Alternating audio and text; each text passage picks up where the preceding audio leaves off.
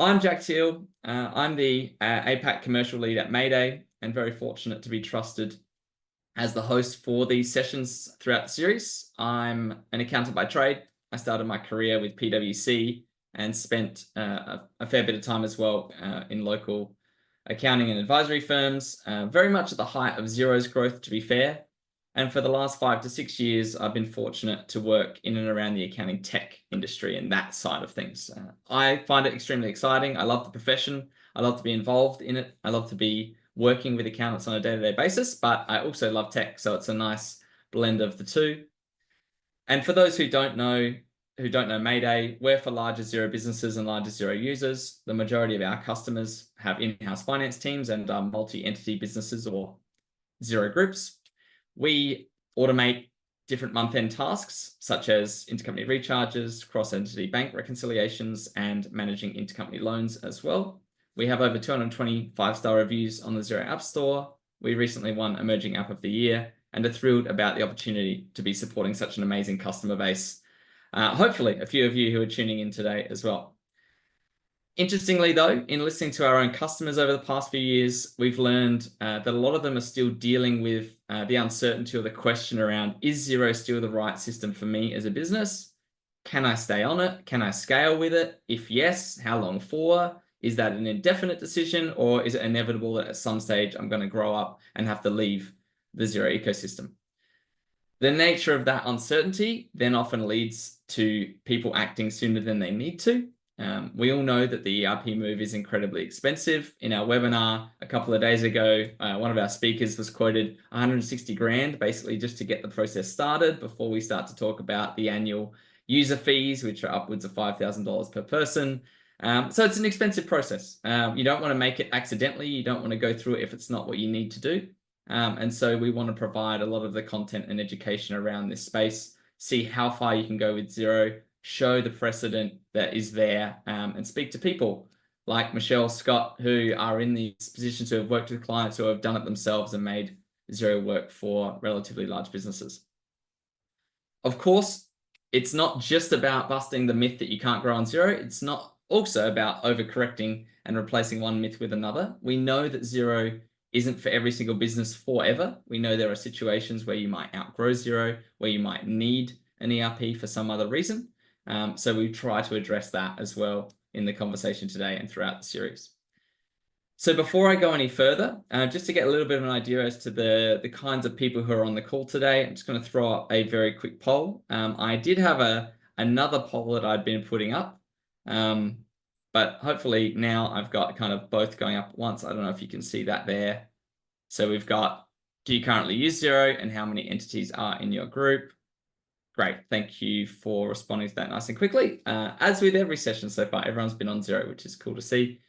And we've got a great mix of different group sizes as well. 1 over 30 entities, which is cool. A couple of 2 to 5s and some in between. Fantastic. I'll end that poll there. But yeah, so good mix. Thank you very much for responding to that. So finally, before handing over to our panel to introduce themselves, final thing I just want to say is that this entire series is framed around the backdrop of how can we be most useful to our target customer. And we hope that really channels through everything we do at Mayday and CFO Tech Stack. This is not product marketing. It's not about Mayday. I'm not wearing a Mayday t-shirt. It's very much about having a really, hopefully valuable conversation with people who have done this before, to share their own experience so that you can learn from them. So yeah, without further ado, I'll hand over now for introductions. Emily, if I can start with you, that'd be great. Hi, everyone. Thanks so much for having me, Jack, and a pleasure to be here with you all. My name is Emily. I am the Senior Channel Partnerships Manager at Airwallex, and I've been with Airwallex for just over 3.5 years now, working heavily across the initial milestones of clients onboarding with the Airwallex platform, all the way through to supporting them as they scale up from one entity in Australia to multiple across Australia and also all over the world. To give you a bit of context into Airwallex, we were founded in Melbourne just under 10 years ago, and our vision is to provide businesses with the financial infrastructure for them to scale globally and have everything that they need in one end-to-end platform to collect, manage, and spend across their multiple currencies. Really looking forward to diving a little bit deeper into that today. Thanks so much. Awesome. Thanks, Emily. Michelle. Hello. Hi, everyone.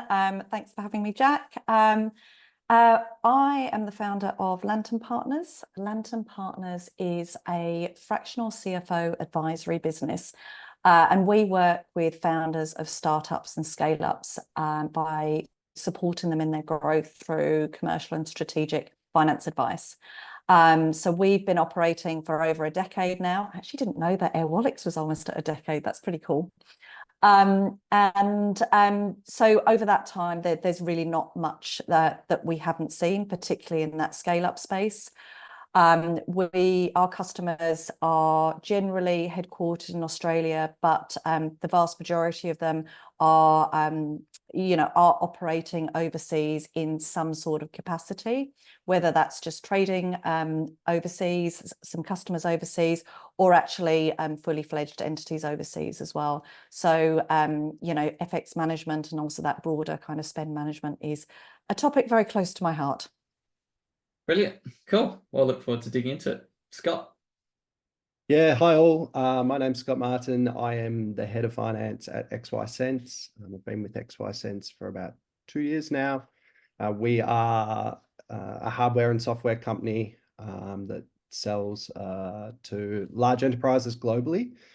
We focus on a private camera and AI technology to really give large incumbents an understanding of how their employees are interacting with their building space globally. So, we deal with big banks across all their locations, from their headquarters in the States to offices in Asia, India, Europe. So, and prior to that, I spent the prior 6 years working in the finance function for payments companies. So payments is definitely something that's close to my heart, and I've had a lot of experience in. And also, a lot of the difficulties in managing that across the world. So thanks for having me today, Jack, and excited to talk about it.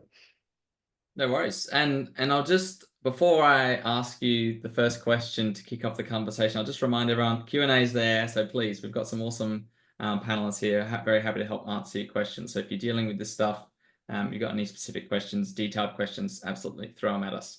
So Scott, I might kick it off with yourself and around this kind of point around pain points. So we want to begin all the conversations here. So what are the challenges and issues with respect to that spend and FX management space that you might have as a Xero user, and particularly as a group of businesses or a group of entities on Xero?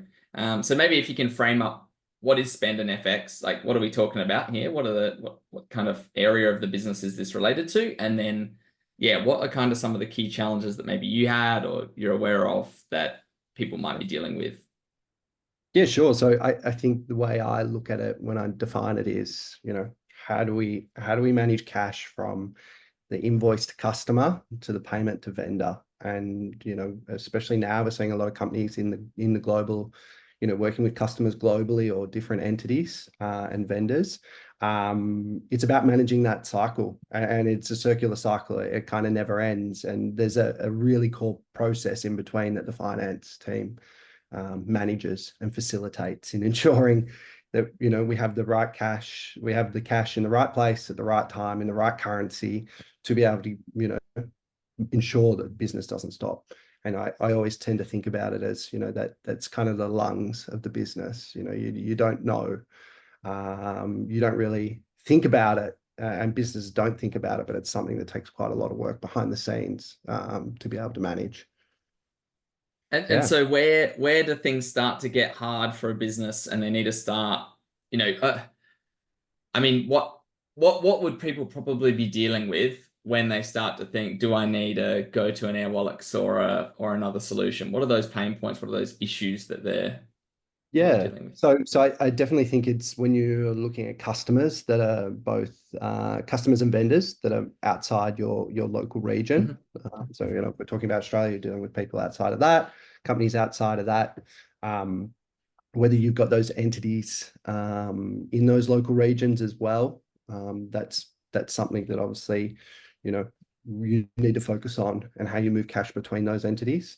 And then what are you actually dealing with, and what are you restricted with in your current setup? So, for example, at XY, we've got 6 different entities. We have 6 different banks. Each one of those has different logins and tokens, banking detail requirements to make and receive payments, different payment preparation processes, customer support with the banks, pricing. That all gets really complex. And I think that kind of leads to a really slow and clunky cash management system. And that's somewhere where companies like Airwallex come into the picture. But from my personal experience, we have customers and vendors in 20+ different countries. We don't really have any real-time way to receive funds or pay funds. And for that really puts pressure on our cash cycle and slows down the business quite a bit. We receive large amounts from customers on an irregular basis. So if something happens there, that can really slow the business down. On the other side, like making payments is really crucial for us. We get requests to make immediate payments for hardware to clear customs, for effectively subcontractors needing to start on installation. So being able to have that flexibility and central location is really important. And I think that's something that we struggled with in the past, and we've been able to kind of mitigate that. I think some of the other things are, within that process, you've also got the finance function that is managing that. And, we've all experienced collecting invoices, manually inputting them into Xero. We've got credit cards that were shared across the business that you then need to go up and find the invoices for support. These are all the things that really slow down the finance team, and then also really impact the operations of the business. And a lot of people don't think about it that way, but yeah, hold-ups in payments or receiving funds can be really detrimental. Especially, we're seeing in this environment, cash is king at the moment. People really are really focusing on cash management. How can they utilize their cash best, and having it as quickly as possible and putting it out to where it needs to go is really important. I think the other one is also lack of control framework. When you're using 6 different banks, you don't really have a control framework for approving and expediting invoices. If there's a problem, that can generally slow down the process. You've got to manage that across all different banks with all different, approval matrices. It can be really difficult and time consuming. So that's something we're definitely seeing, and I've seen in the past companies try to manage that, and it can be really resource heavy because you're taking away from value add work in the finance team and dedicating that to slow processes that, don't necessarily deliver that much value. Yeah, okay. I mean, there's a lot in that. So, I mean, clearly managing cash is going to be something that every business is dealing with. I mean, maybe Michelle, out of the kind of pain points that Scott's kind of alluded to there, are there any that you see, I don't know, working with your own clients, that seem to come up as the trigger point that causes action to take place and to begin looking for a different solution? Or, yeah, is there anything you'd add to what Scott said there as well? Yeah, I think so. So the majority of our clients are scale up rather than startup.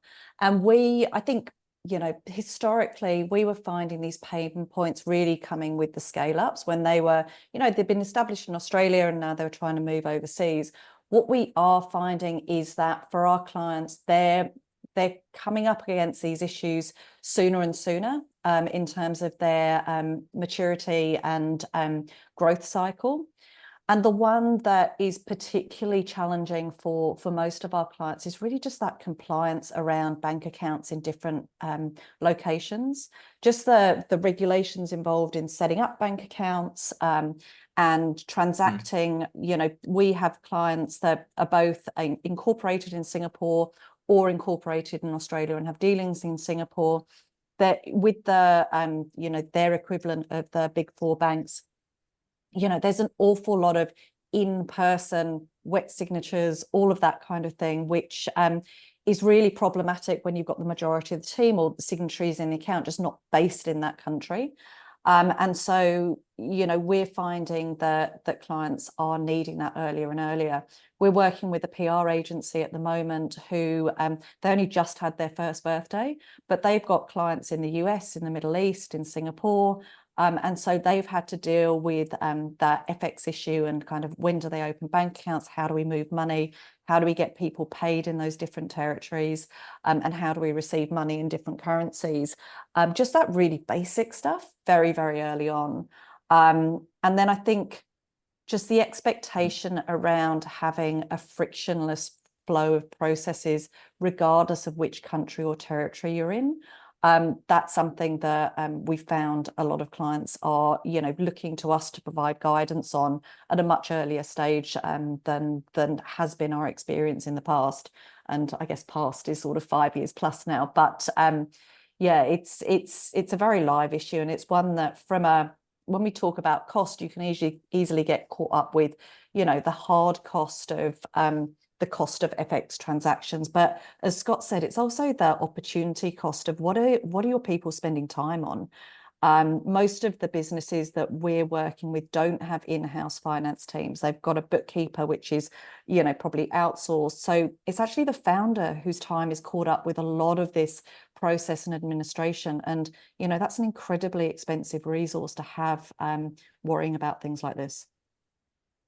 I mean, I think that's an interesting point. Emily, I'll come to you very soon as well. I'm keen to get your perspective from what Airwallex see coming to, customers coming to them. But I mean, Scott and Michelle, from that FX component, is this a goal of a finance team to minimize as much FX as possible? Is it kind of like, look, this is something we have to deal with. We know it's there, but, we'll deal with it. It is what it is. We're going to have FX. We're going to spend money on converting currencies no matter what. Or is there actually like really strategic plays that you need to be aware of to make sure that if we're receiving money in a currency, it stays in that currency, it doesn't leave that currency, and we spend that money in that currency?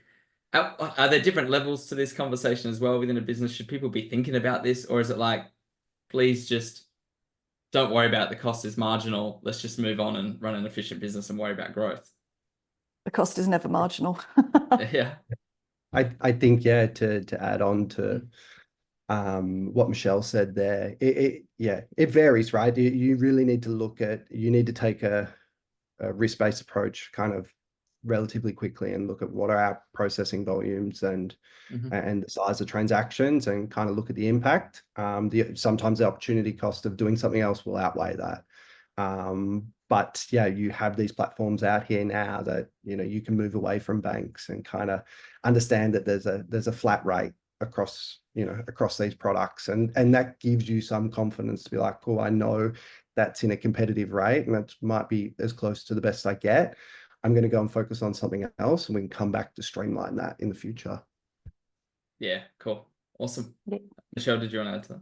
Yeah, the only thing I'd add to that is that, the ability to keep currencies kind of in their natural currency and to naturally hedge as much as possible is huge for a lot of our clients, particularly because a lot of them are, comparatively on the smaller end. So each transaction is actually percentage-wise costing them a lot of money. When every time it hits the commercial bank, you're not only taking a hit on a larger margin, but it's also that transaction cost of it coming in.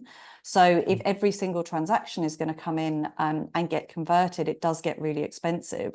And I think with most businesses these days, I don't know a single business that doesn't have a reasonable volume of foreign currency subscription transactions, for example. And so if you're getting whacked every time that comes in, and they're relatively small amounts of money, but it's comparatively really expensive if there's a lot of these individual smaller transactions that you're getting hit with every time. Yeah, I mean, it's not something that I'd thought about too much, but obviously I'm in that space, being working at a tech company where people pay us via subscription, that if they've got the flexibility, they can choose the currency they want to pay for as well, and spend the money using, if they've got that option. It just gives you, it gives you more flexibility, I suppose.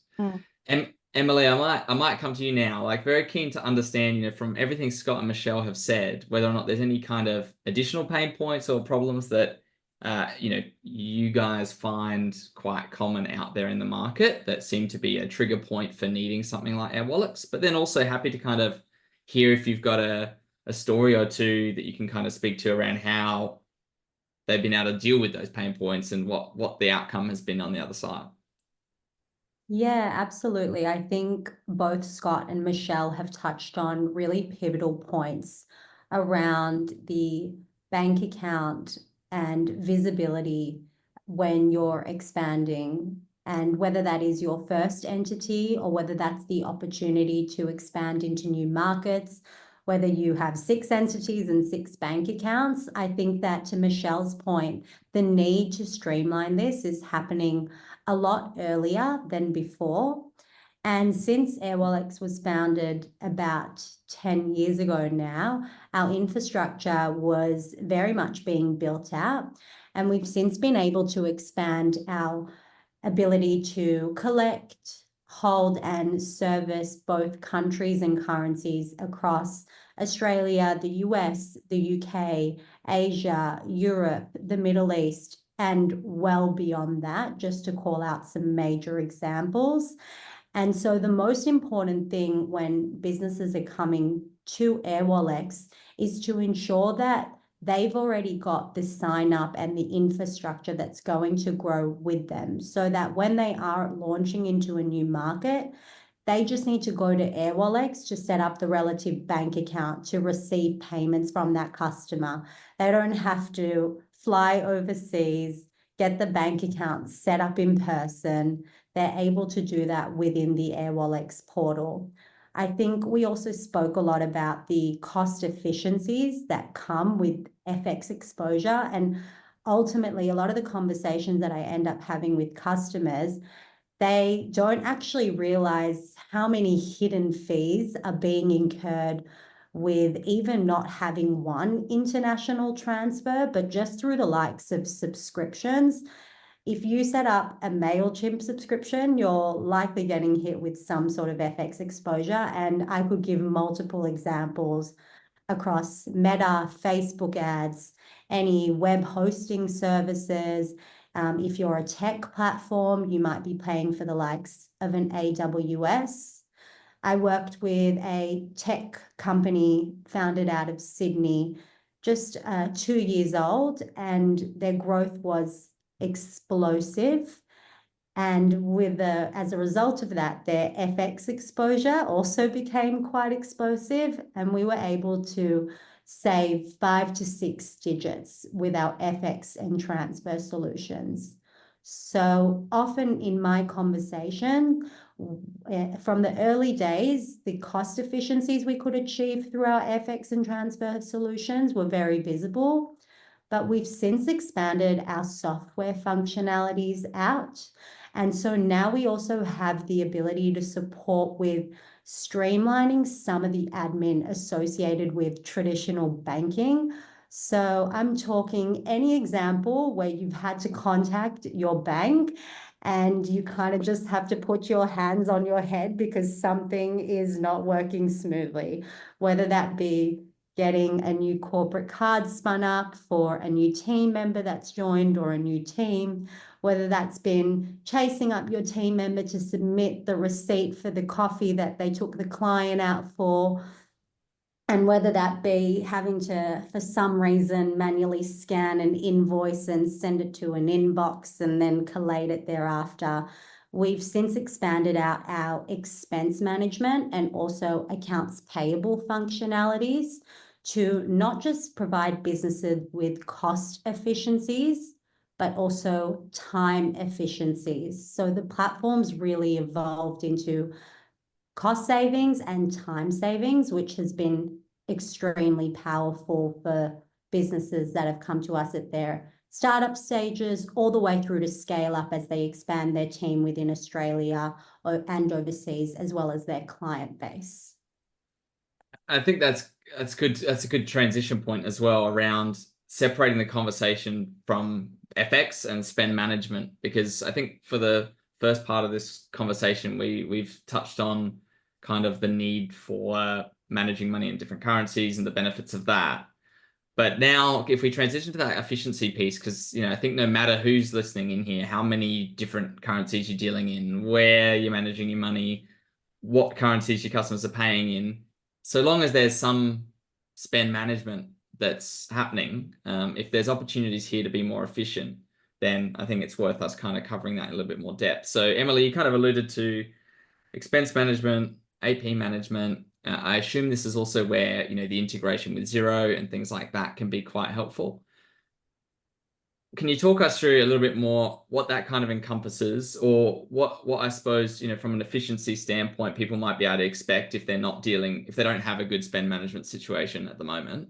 And then, Scott, Michelle can kind of throw to you as well to see what you're doing and what you're recommending to clients here. Yeah, absolutely.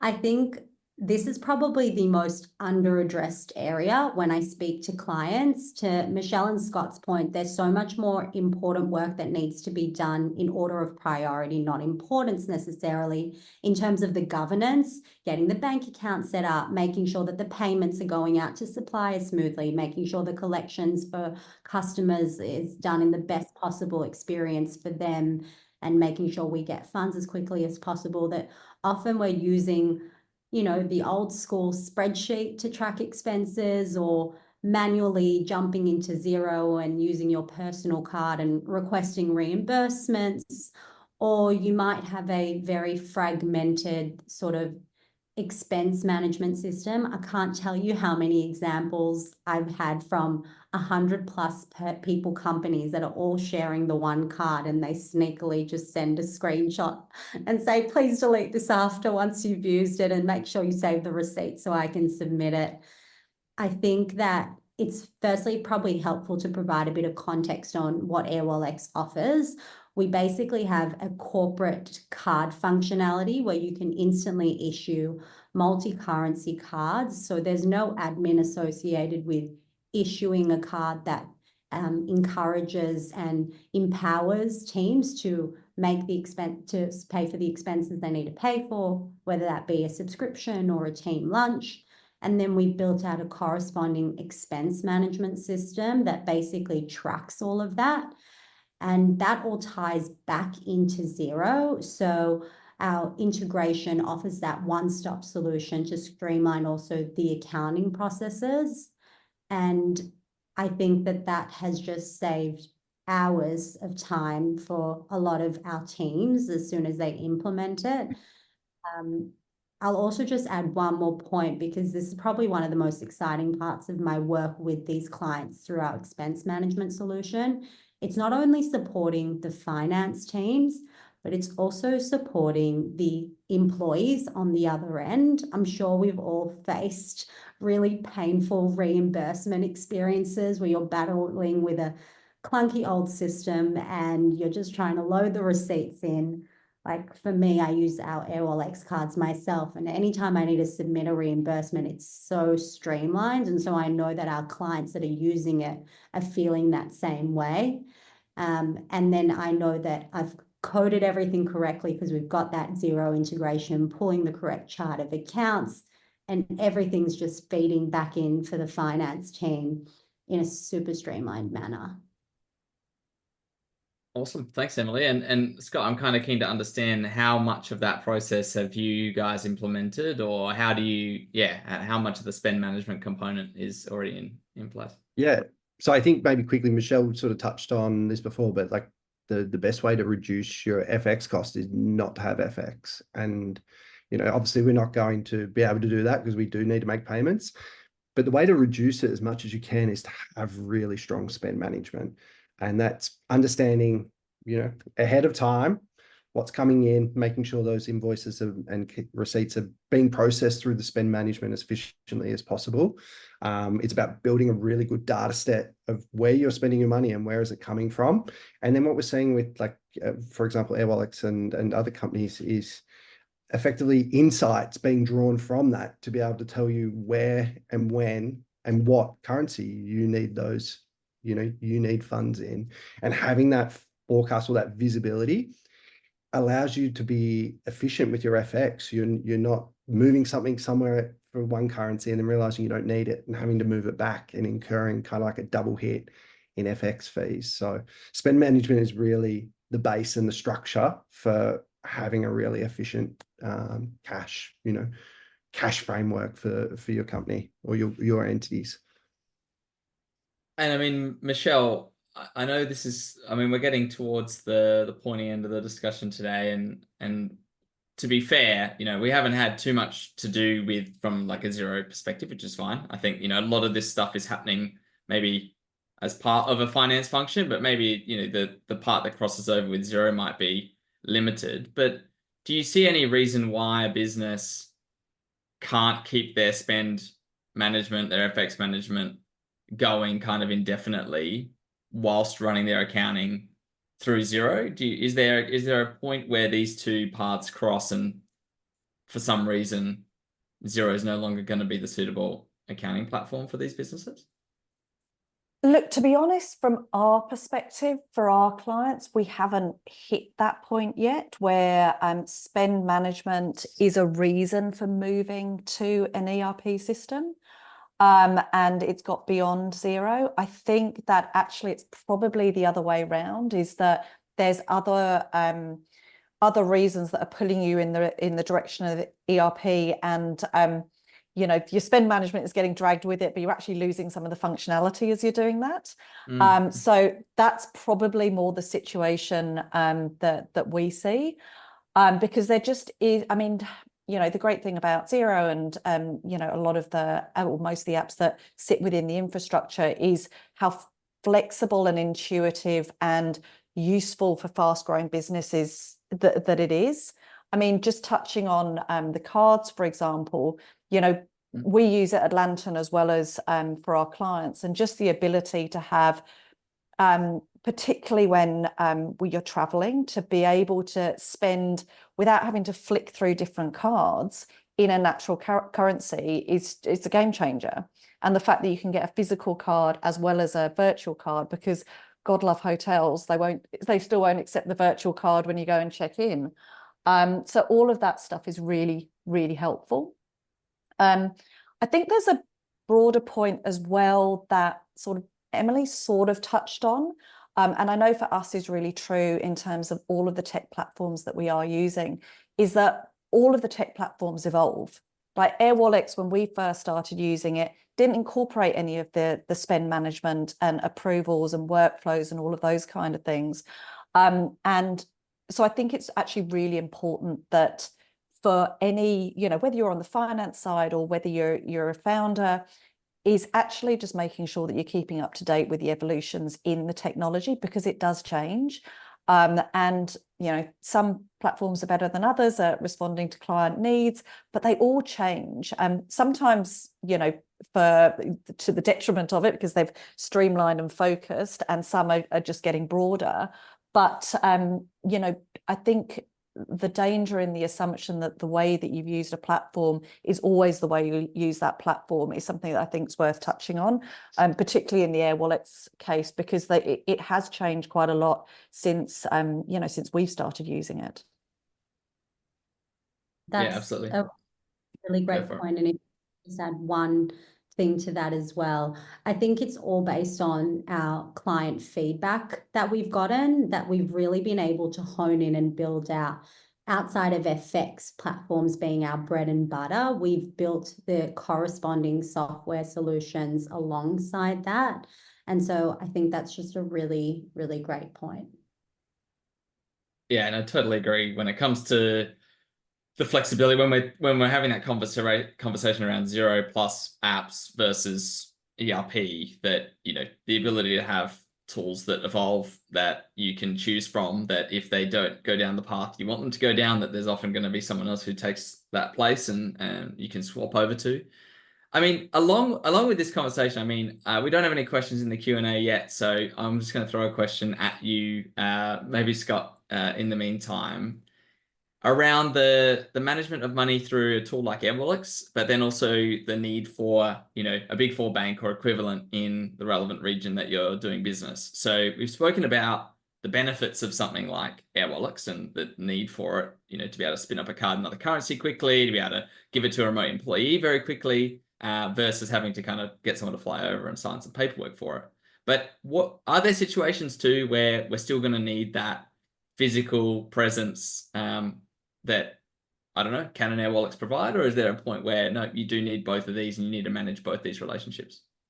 Yeah, so that's a really good point, Jack. There definitely is a need for the both. I think in speed to market, and when you're trying to or go to market in a certain region, like Airwallex is perfect, gets you on the ground really quickly. But as you and gives functionality to employees, helps finance team.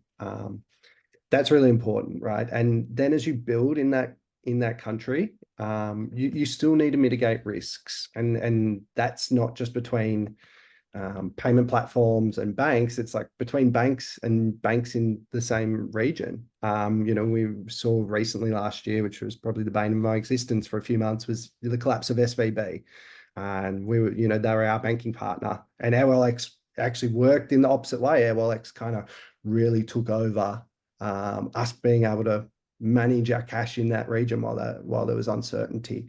And it goes the other way, right? We should never put all of our eggs in one basket. So it's important that, as your business grows, you may want to set up a local bank and just have a surplus of cash in there and have your working capital sitting in, for example, Airwallex. It's really good to have that functionality. And that really gives you the flexibility of de-risking at a low cost and using a company like Airwallex to provide that power and speed to market. The other thing I'd add to that as well is that it also depends on how conservative the territory that you're operating is. I know for the client of ours that was operating out of Singapore, some customers would only be, they wanted to rely on the local banks. It was something they were familiar with, and therefore that's all that they wanted to, transfer money kind of in and out of. And when we were raising funds with that particular client and we were receiving, a couple of $1 million from one entity from overseas, they wanted to transfer it to kind of a very known local bank. So you do have to have that flexibility. To Scott's point about SVB last year, having that redundancy and the ability to quickly adjust how you do things, so you don't lose time and resources, and potentially get cash tied up where you don't want it. It's important. It's just your standard risk mitigation strategy, really.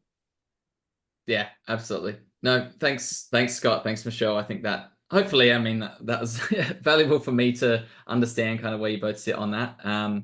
Look, in terms of time, we're nearly done. So I might actually throw to each of you just kind of for a key takeaway here on the topic of spend FX management, anything that anyone's mentioned that kind of stands out as a highlight for you, or any key kind of takeaway that you'd like to leave people with, assuming everyone listening in is probably in an in-house finance role, potentially considering this for their business. So, Emily, for you, kind of where would you point them? Where would you lead them? What's your kind of key takeaway?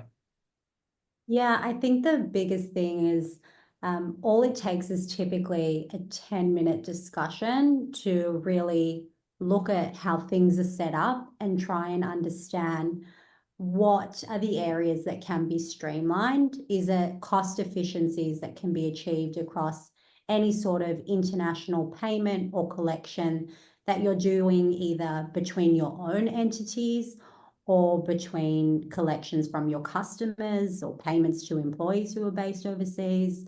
Is it savings on time and streamlining that spend management, or maybe all of that is going really well, but it's just spread out across a few different vendors? Is there one provider, one app like an Airwallex that can do everything you need under the one platform? So to both Michelle and Scott's point, you want to have all your information as consolidated as possible in certain respects for making decisions in a really efficient manner as you're scaling overseas and as you're scaling also domestically. So just taking a moment to see what areas are really quick wins that we can achieve. And often in my first discussions with our clients, we're figuring out really easy wins that will save time, money for their teams, but also make it easier for their employees and their customers to do things with them in a really manageable way. It's not a huge process to undertake, and having that Xero integration end to end across our entire functionality also sort of streamlines whatever that reconciliation and integration piece will look like as well. Cool. Thanks. Scott, any final takeaway from your end? Yeah, so I think the big key focus for me and my team at the moment, which is only 2 people, is just streamlining spend management, cash management, and having it as visible as possible, as quickly as possible. Because our time is better spent as a finance function working with the rest of the business to prop them up, to empower them. There's so many more gains, and it's that opportunity cost. There's so many more gains that finance can support, whether it's sales and marketing, supply chain, customer success, the founders or your CEO. That's really where you want to be spending your time, and not processing invoices and manual payment. Yeah, using these apps and payment processes is a really powerful way to make sure you're getting the best out of your team. Yeah, great. And Michelle?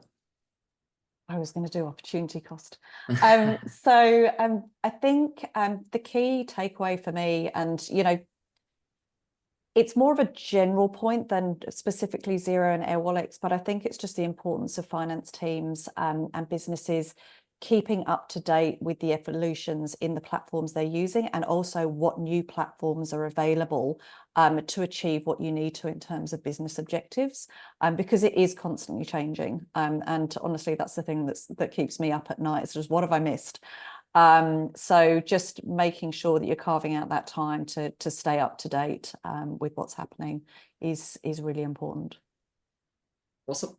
I mean, I think from the conversation, there's some real practical reasons why an app like Airwallex, or just a spend management tool in general, is going to be required at some point. You're going to run into hiring a remote employee and needing cash for them, or dealing with a foreign customer, whatever it is. There may be a reason why technically and practically you have to do this. But at the same time, I think just like there's a reason why, as part of this series, Xero for Groups, we've only had 5 app partners involved. We've only, the core topics are around these 5 areas of, month-end automation, payroll, consolidation, spend and FX management, and financial controls. It's like, these are 5 areas that nearly every business is going to have some need for, some process around that's going to need automating or, optimization. So, unless you're dealing with super minimal volumes in terms of your transactions, and you're not really dealing with anything overseas, it's probably an area worth looking at, whether that's Airwallex or another tool in this space. If you don't have something in spend management at the moment in your tech stack, then I think it's something worth having a closer look at. So I think on that note, I might wrap up. There is a final poll I'll just push through to everyone who's here, just in case you'd like to actually hear from either Emily and the Airwallex team, or me and the Mayday team, or neither of us. That's absolutely fine. But yeah, just massive thank you to everybody who came along. The upcoming sessions, so tomorrow we've got HR and payroll with Employment Hero. So if you're talking about remote teams, then hopefully that comes in handy as well. And then on Friday, we finish up with consolidated reporting, and Join is our partner on that one. So if you haven't registered for those, you can do that on the link below. But I will call it there. Thank you very much, Michelle, Scott, Emily. Great conversation. Thank you for your time. Really appreciate it. So welcome. I hope the rest of the sessions go well. No worries. Thank you. Thanks, Jack. Thanks, everyone. Bye. Bye. Easy. Catch ya. Bye.